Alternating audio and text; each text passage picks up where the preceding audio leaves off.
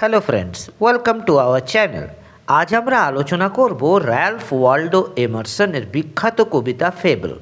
এই কবিতাটি শুধু একটি গল্প নয়, বরং জীবনের এক গভীর সত্য আমাদের শেখায়।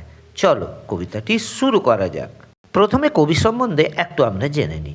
র্যালফ ওয়াল্ডো এমারসন ছিলেন একজন বিখ্যাত আমেরিকান প্রবন্ধকার, বক্তা এবং কবি।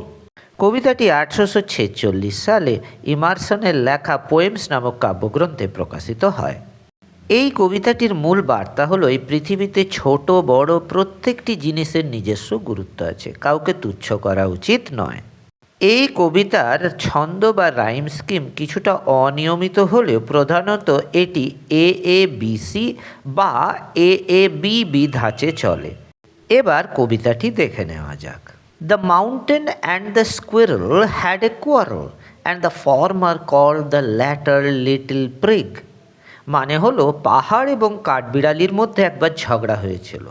প্রথমজন মানে যে পাহাড় দ্বিতীয় জনকে কাঠবিড়ালিকে নীতিবাগী খুদে বলে ব্যঙ্গ করেছিল।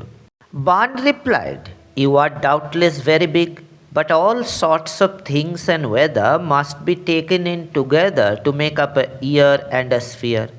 মানে হলো, কাঠবিড়ালি বা বান উত্তর দিল, "তুমি নিঃসন্দেহে অনেক বড়, কিন্তু সব ধরনের ছোটোখাটো জিনিস এবং আবহাওয়া মিলেই তৈরি হয় একটি পূর্ণ বছর এবং এই সুন্দর পৃথিবী।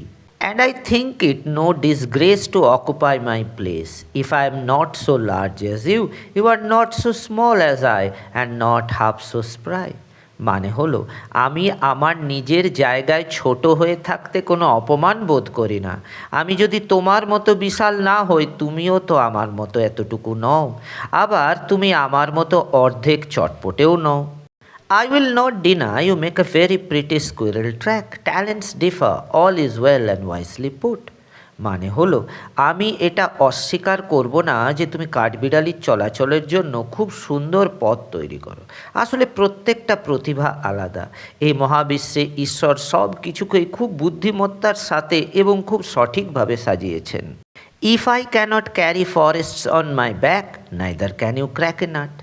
মানে আমি যদি আমার পিঠে বিশাল জঙ্গল বয়ে বেড়াতে না পারি, তবে তুমিও কিন্তু আমার মতো একটা ছোট্ট বাদাম ভাঙতে পারো না।